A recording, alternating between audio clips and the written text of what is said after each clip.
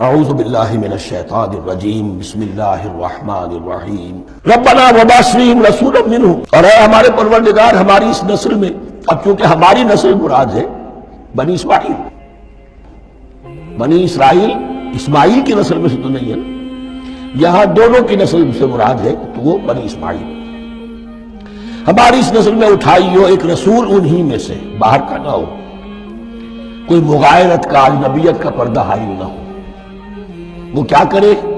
یتلو علیہم آیاتک، تیری آیات ان کو پڑھ کر سنائے، وَيُعَلِّمُهُمُ الْكِتَابَ وَالْحِکْمَةَ، اور صرف سنائے نہیں، تعلیم دے انہیں کتاب اور حکمت کی۔ صرف سنا دینا تو بہت آسان کام ہے، سکھانا، تعلیم دینا، دلوں میں بٹھانا، اور حکمت، وَيُزَكِّيهِمْ، اور ان کو پاک کرے، ان کا تزکیہ کرے، ان کے دلوں میں تیری محبت اور آخرت کی طلب کے سوا کوئی طلب باقی نہ رہنے دے۔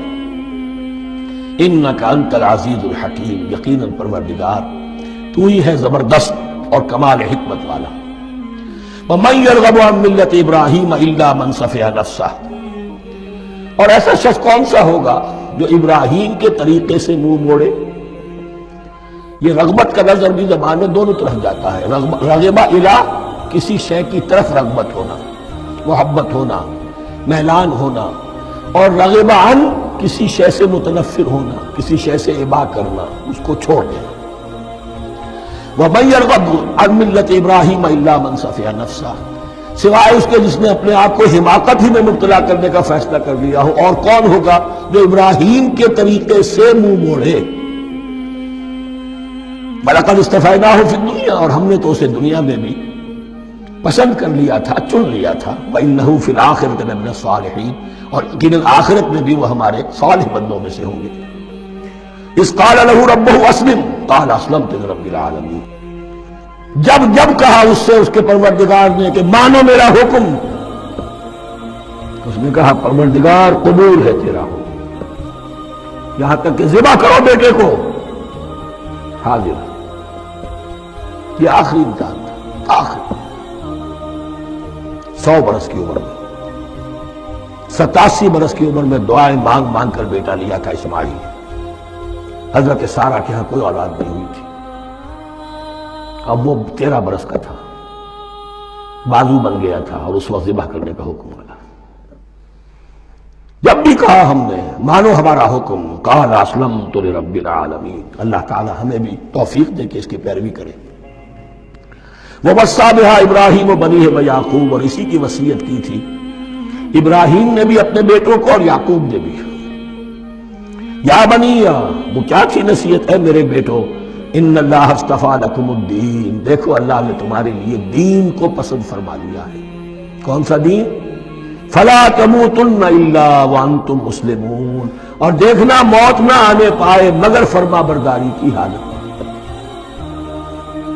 یہی بات آئے گی سورہ آل عمران میں مسلمانوں سے خطاب کر کے، یا ایھا الذین آمنوا اتقوا اللہ حق تقاتہ ولا تموتن الا وانتم مسلمون، اور ان الدین عند اللہ الاسلام ومن یبتغ غیر الاسلام دینا فلن یقبل منہ۔ ام کنتم شہداء اذ حضر یعقوب الموت، کیا تم اس وقت موجود تھے جب یعقوب کی موت کا وقت آیا؟ جب آدم کی یعقوب پر موت، یہ لفظی ترجمہ ہوگا، اذ حضر یعقوب الموت اذ قال لبنیہ ما تعبدون من بعدی، حضرت یعقوب نے اپنے سارے بیٹوں کو جمع کیا، 12 کے 12، اور مصر میں پہنچ چکے تھے یہ حضرت یوسف علیہ السلام کے ذریعے سے، جو سورہ یوسف میں ساری کہانی آئے گی، وہاں انتقال ہوا۔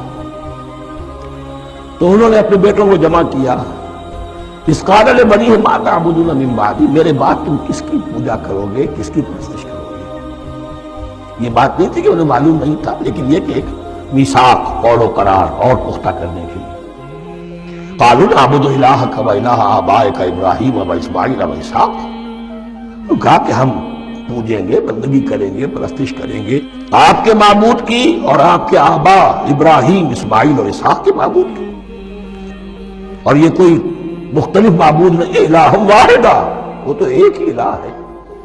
وَنَحْنُ لَهُ مُسْلِمُونَ، ہم اس کے لیے، اس کے سامنے سر جھکاتے ہیں۔ اسی کی فرما برداری کا اقرار کرتے ہیں۔ تلک امت قد خلت، یہ آیت 2 مرتبہ آئے گی اسے رکوع میں۔ ایک گروہ تھا انسانوں کا جو گزر گیا، ابراہیم، اسماعیل، اسحاق، یعقوب، ان کی اولاد قد خلت، وہ گزر گئے۔ لہا ما کسبت ولکم ما کسبتم، ان کے لیے تھا جو انہوں نے کمایا اور تمہارے لیے ہوگا جو تم کماؤ گے۔